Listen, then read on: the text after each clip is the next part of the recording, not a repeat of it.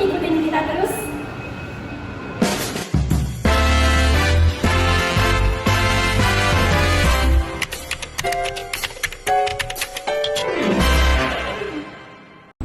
Sebelum membahas teknik penulisan, sebenarnya karya ilmiah itu apa sih? Karya ilmiah adalah tulisan yang dibuat sesuai dengan data, fakta, dan metode penelitian yang dapat dipertanggungjawabkan secara akademis. Contohnya seperti jurnal, makalah, laporan penelitian, dan skripsi.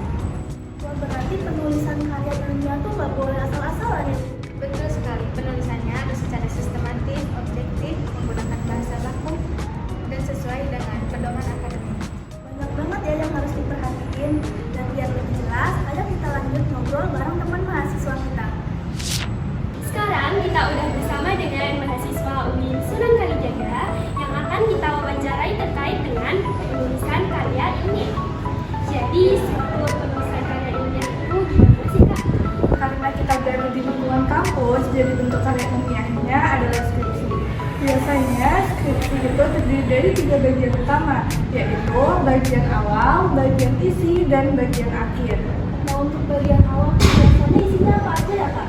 Bagian awal yaitu meliputi halaman judul, lembar pengesahan, data pengantar, dan daftar isi, serta abstrak.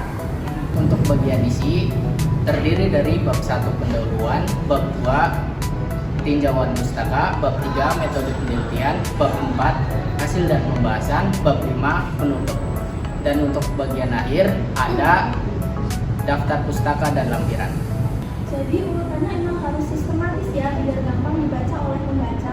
Ya benar, karena kesalahan susunan bisa membuat sebuah karya ilmiah dianggap kurang sesuai dengan standar akademik.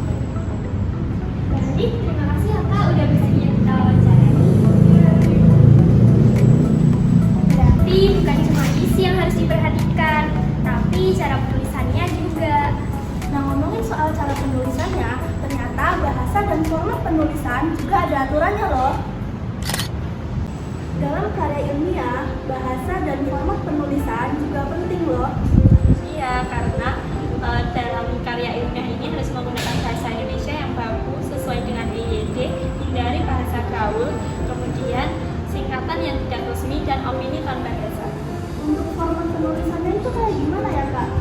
Umumnya itu menggunakan font Times New Roman, kemudian ukurannya 12, spasinya 1,5, serta marginnya sesuai dengan pedoman kampus.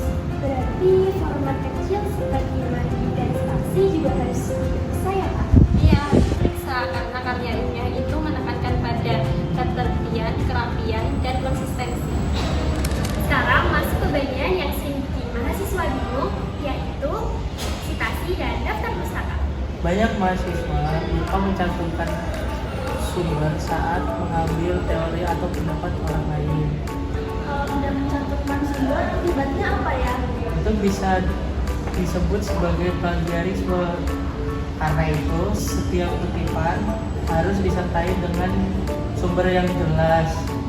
Misalnya dengan format APA, MLA, atau Harvard sesuai dengan aturan kampus.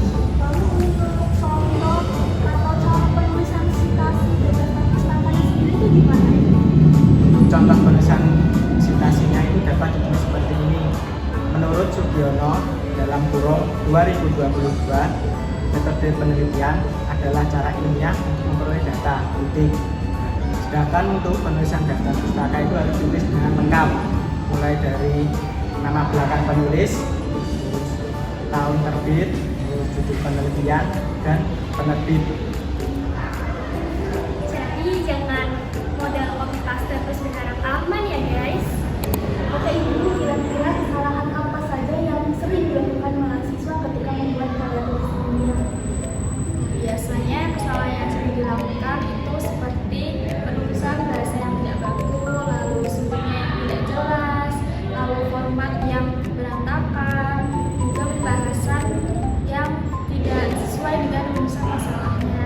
Ada juga yang copy paste tanpa diparafrase dahulu gitu. Waduh, jangan ditiru ya teman-teman. Ya, yang sering